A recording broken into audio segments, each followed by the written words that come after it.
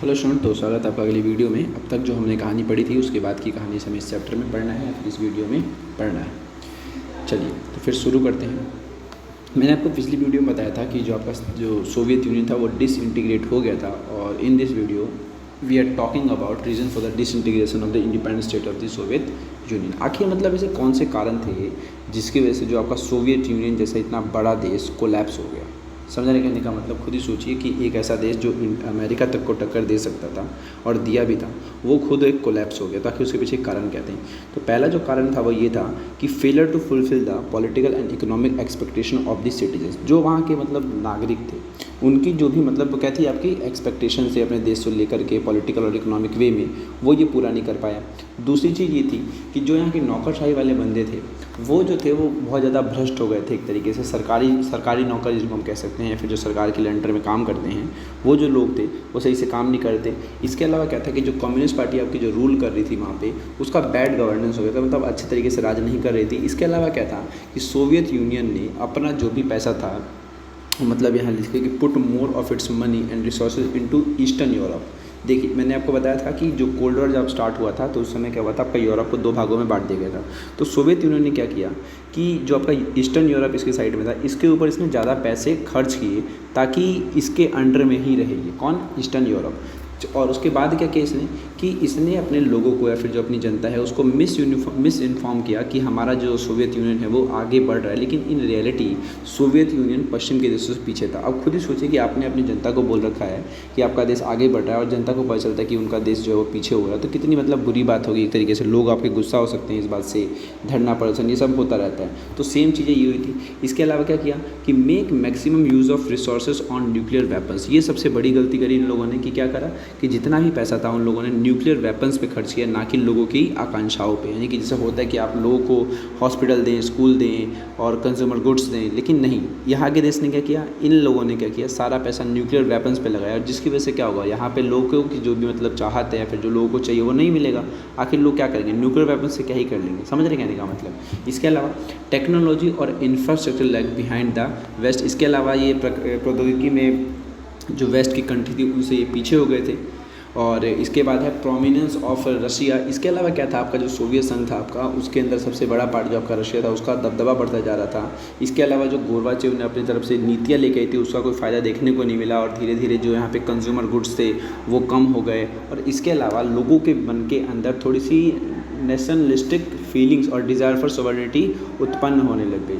इसका मतलब क्या है कि मान लीजिए आप किसी देश में रहते हैं, जैसे कि मान लीजिए आपका भारत ही है। भारत में क्या है, जैसे जम्मू कश्मीर की कहानी जानते हैं, तो जम्मू कश्मीर के लोग जो हैं जम्मू कश्मीर से बहुत प्यार करते हैं और वो कहते हैं कि हमें एक अलग देश बना दो। तो उनके अंदर जो ये लॉयल्टी जागी है एक तरीके से, सेम यही चीज़ कहाँ पर जागी थी आपके, ये USSR में जागी थी, जो कि 15 गणराज्यों से मिलकर बना था। तो उनमें से हर राज्य के बंदे अपना कह रहे थे कि हमें एक अलग देश बनाना चाहिए। तो ये भी एक रीज़न था आपका जिसकी वजह से आपका जो सोवियत संघ आपका कोलैप्स हो गया। इसके बाद क्या है आपका कि Soviet system to be authoritarian does not make the party accountable to the people. इसके अलावा क्या था कि जो भी पीपल्स वगैरह थे वहाँ पे वो अकाउंटेबल नहीं थे, यानी कि लोगों के प्रति जवाब दे नहीं रहा इनका।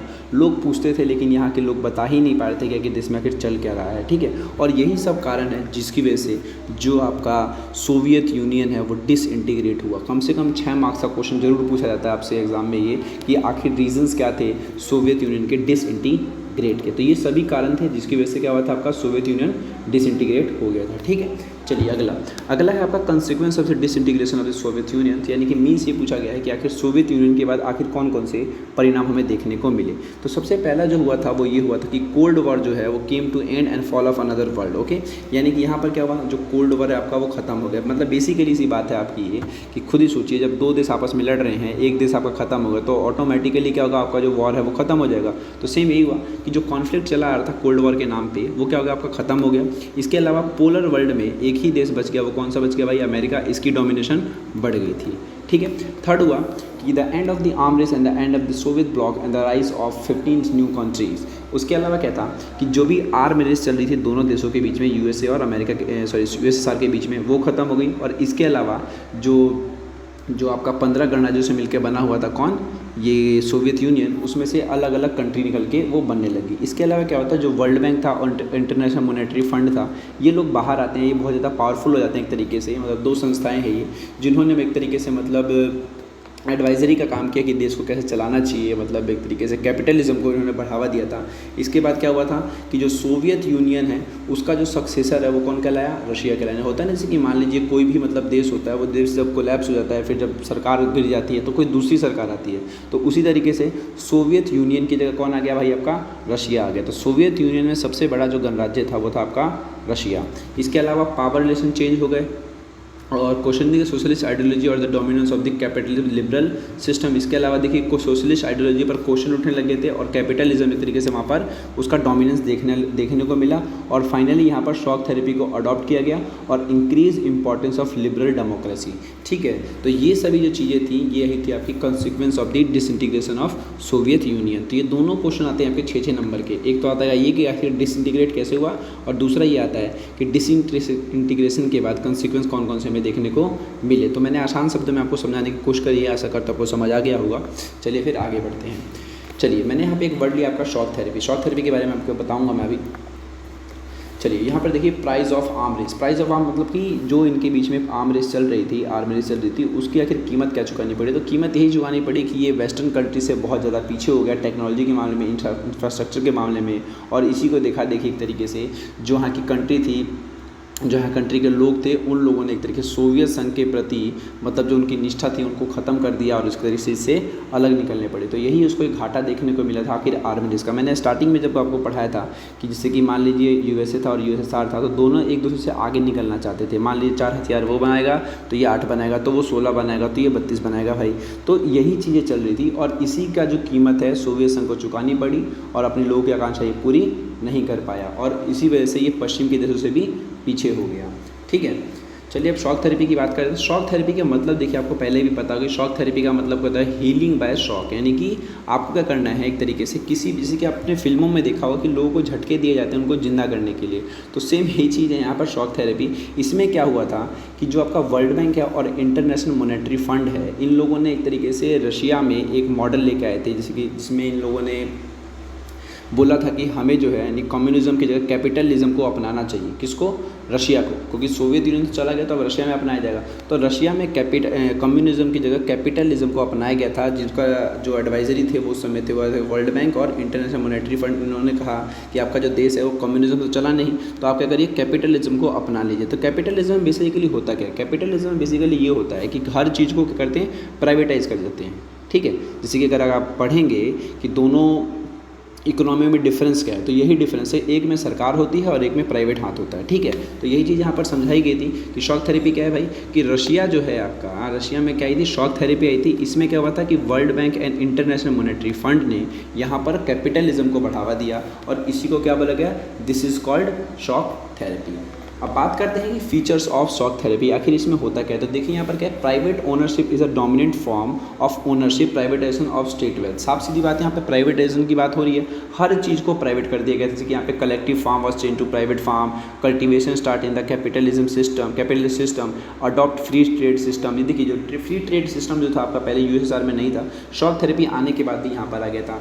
इसके अलावा ये mutual convertibility of currencies, connection with the economic system of western countries apart from capitalism, no alternative system was accepted. तो ये सभी चीज़ें जो हैं यहाँ पर साफ सीधी एक ही चीज़ दिखाई दे रही है, वो है आपका कैपिटलिज्म। तो हर चीज़ को यहाँ पर प्राइवेटाइज कर दिया गया था, किसके ज़रिए, शॉक थेरेपी के ज़रिए। और यही आपके फीचर आते हैं आपके शॉक थेरेपी के। तो एक ये कोई भी क्वेश्चन बनता है आपका कि what do you mean by shock therapy and what are the features of shock therapy. तो आपको इस फीचर्स में इतना बताना है। ठीक है, चलिए अब शॉक थेरेपी तो आ गई आपके कहाँ पे, रशिया में आई थी। एक बात हमेशा ध्यान रखना कि जब भी क्वेश्चन पूछेगा कि शॉक थेरेपी कहाँ आई थी, तो आपका यूएसएसआर नहीं लिखना है, वहाँ पर ये लिखना है, रशिया लिखना है। ठीक है, और कब आई है भाई, तो 1991 में आई है, क्योंकि 1991 में ही आपका जो सोवियत संघ था वो डिसइंटीग्रेट हुआ था। चलिए, तो यहाँ पर आपको मैंने बता दिया कि जो सोवियत संघ है आपका, उसमें सब कुछ क्या हो गया, प्राइवेट हो गया। अब देखिए प्राइवेट तो हो गया, लेकिन इसका भी अपना एक रिजल्ट होगा, तो वही हम पढ़ेंगे किसमें, अब इसको शॉक थेरेपी के रिजल्ट में। तो देखिए क्या क्या रिजल्ट आया देखने को मिला।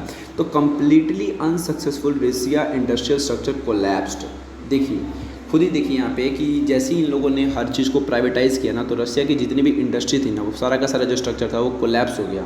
और depreciation of the Russian currency rouble, इसके अलावा जो वहाँ की मुद्रा थी, कौन सी थी, रशिया की रूबल मुद्रा थी, उसमें गिरावट आ गई। भाई कभी भी ध्यान रखिएगा कि आपकी कंट्री की अगर जो वैल्यू है अगर कम होती है, इट मीन्स कि आपका देश क्या है, पीछे हो रहा है। जैसे कि मान लीजिए इंडिया की जो करेंसी है रुपया, वो डॉलर के मुकाबले बहुत कम है, यानी कि 72, 70 या फिर 80 के आसपास डॉलर है इंडिया के हिसाब से, रुपए के हिसाब से बता रहा हूँ मैं। तो क्या समझ आ रहा है इससे कि अमेरिका कितना ज़्यादा पावरफुल है इंडिया से। तो वही चीज़ यहाँ पर हुई थी कि जैसे इन लोगों ने शॉक थेरेपी को अपना लिया था, तो यहाँ की जो मुद्रा थी वो क्या हो गई थी, उसमें भी गिरावट आ गई।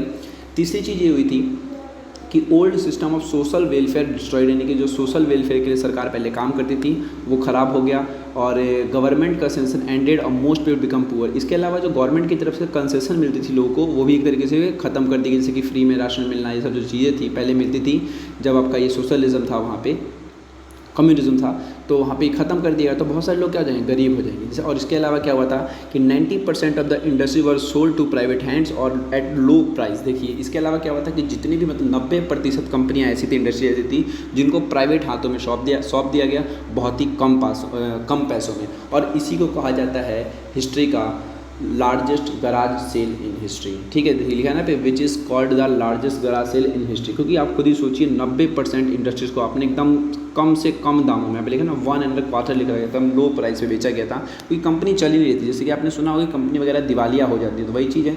इसके अलावा है इकोनॉमिक डिस्पैरिटी इंक्रीज हो गया था, फूड क्राइसिस आ गए थे यहाँ पे, और राइज ऑफ माफिया क्लास आ गया। There was a sharp divide between rich and poor, इसका यानी कि जो अमीर लोग थे, गरीब लोग थे, उनके बीच में डिफरेंस आ गया था बहुत ज़्यादा। यहाँ की जो पार्लियामेंट थी वो वीक हो गई थी। और यही सब जो रीजंस थे आपके, या फिर जो आप कह सकते हैं रिजल्ट्स कह सकते हैं, वो शॉक थेरेपी के थे।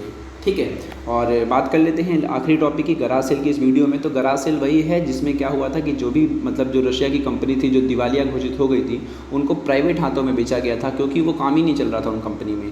ठीक है, तो कंपनी के अंदर प्रॉफिट ही नहीं है, तो कंपनी क्या होगी, आपकी दिवालिया हो जाएगी एक तरीके से। और जब दिवालिया कंपनी कोई हो जाती है तो उसकी नीलामी करी जाती है, और जब नीलामी होती है तो हो सकता है कि मतलब कम ही पैसे मिलते हैं एक तरीके से। तो बहुत ही कम पैसों में किसी भी कंपनी को प्राइवेट हाथों में दिया गया था, और इसी को biggest garage sale of history कहा जाता है। ठीक है, फिर मिलते हैं अगली वीडियो में, जिसमें हम पढ़ेंगे इसकी आगे कहानी, और हो सकता है वो हमारी आखिरी वीडियो होगी। अब तक इस चैप्टर के 2 वीडियो बन चुके हैं, तो मैं चाहता हूँ आप लोग वो देखें, और प्लीज़ मेरे चैनल को थोड़ा सब्सक्राइब करें और शेयर करें। मिलते हैं फिर अगली वीडियो में।